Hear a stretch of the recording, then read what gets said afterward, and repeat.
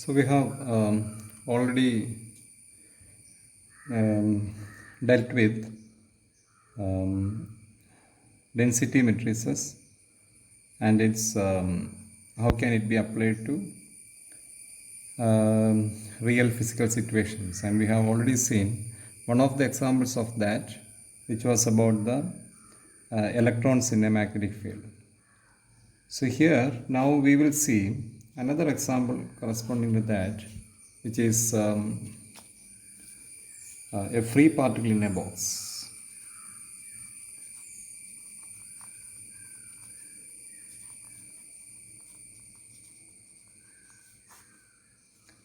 Basically, this discussion will obviously allow you to take up one of the examples where you can apply the density matrices, and also this will give you a prelude or will act as a first step towards the next discussion which we have to make, which is about a group of free particles in a box. And then with that we have to move into the fermions and the bosons. So this discussion is very important in that context also. So a free particle in a box is a typical situation which you have dealt in your quantum mechanics classes.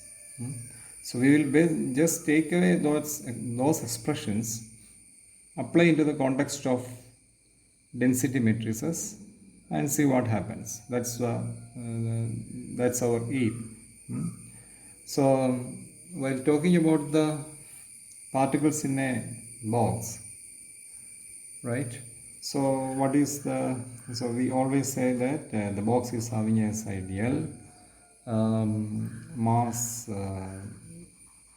Particle has mass m, and the Hamiltonian of the particle is equal to minus h cut squared by 2m into del squared is equal to h cut squared by 2m into dou squared by dou x squared plus dou squared by dou y squared plus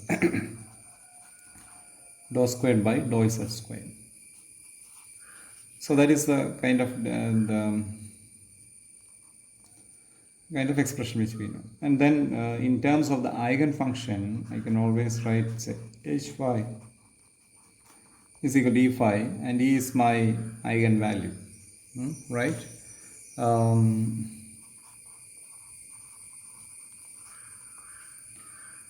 And what else? And here in this eigenfunction, since the box is really homogeneous, I can always write this as phi of x plus L y z is equal to phi of x y plus L z is equal to phi of x y z plus L is equal to phi of x y z, right? And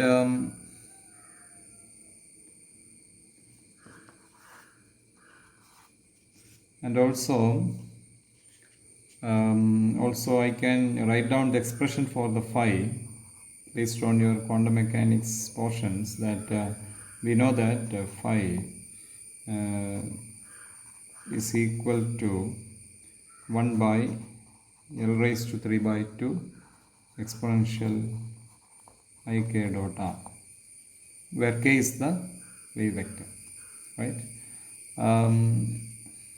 And r is the distance through which it moves. And in terms of the Dirac rotations, I can write it as phi of x is equal to bracket re. So these are the general kind of discussions which you may have dealt with in your classical in your quantum mechanics classes, right? So what else? What is the corresponding eigenvalue for my system? E is equal to h cut squared k squared by 2m This is the energy for the the energy eigenvalue for the particle in a box. So what is the corresponding eigenvector? K. K is normally represented in terms of 2 pi by L. Of course, I can represent in terms of the quantum numbers nx, ny, and nz.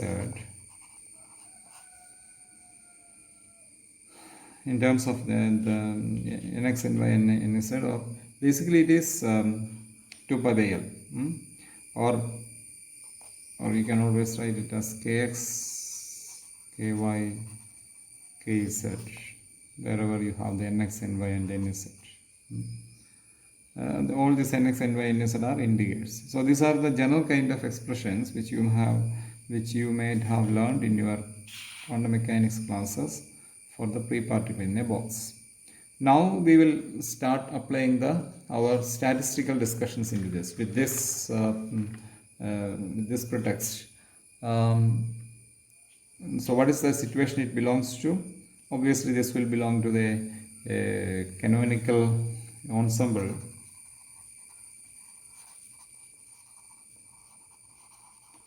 Primarily we are here dealing with transition between the energy levels as the particle spends time inside the box, right? So here we assume two position vectors r and r dash, where I assume that there is a spontaneous transition between r and r dash. R and r dash are within the boundaries of the box. In that situation, I can write bracket r rho r dash is equal to r e raised to minus beta h r dash divided by q and beta. So this is my expression, fundamental expression for canonical ensemble situations. And then what you know what is the meaning of rho, right? So this is the rho is the probability that the particle will be moving between or making a spontaneous transition between two position vectors r and r dash within the box. So that is the physical meaning of rho over here. And this expression we have already seen, right? Yeah. Now what we will do, this is expression 8. We will be recalling this expression 8 time and again. So do remember that this was our equation 8. This is our fundamental expression for the canonical ensembles for the free particle in a box. Now we will first of all we will take the numerator of this equation 8. We will find out a better expression for that, and then we will take up the denominator, and then we will find it out, and we substitute that numerator and denominator into equation 8, and then we will make our discussion. So that's the idea. Okay.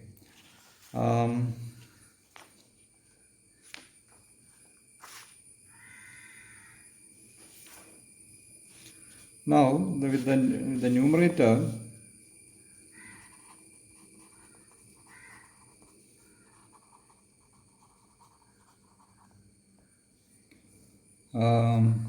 of 8, we have r e raised to minus beta h r dash, right? This can be written as sum over, or I can re-express it as sum over e bracket r e raised to minus beta e r dash, right?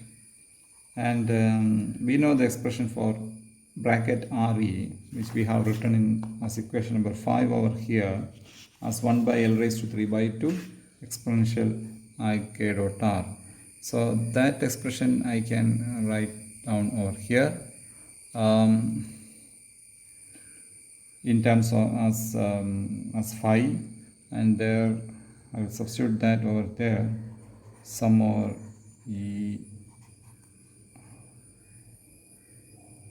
sorry,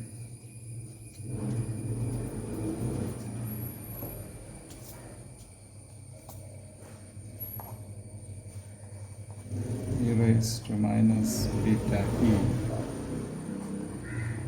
phi r phi star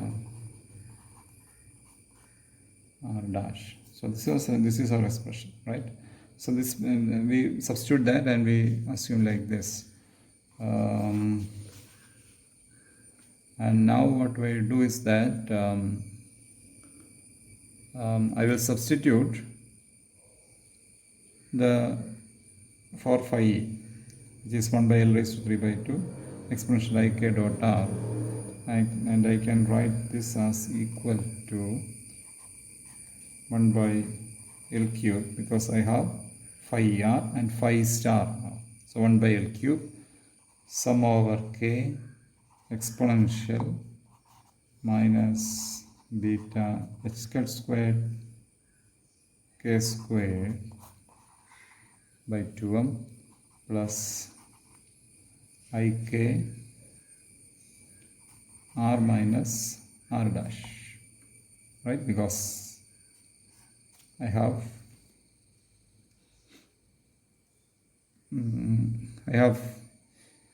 it in terms of phi r and phi star r dash. So this way I can, you try to write it down, then it will be, I have jumped one step over here to write this like this.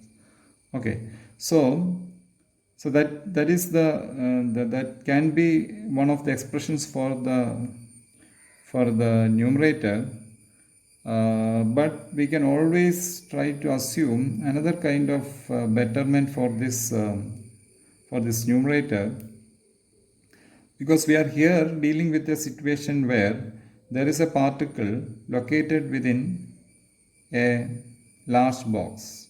So always in this kind of discussions, the assumption is that the v tends to infinity, right? V tends to infinity. So therefore, if we are assuming that the v is tending to infinity,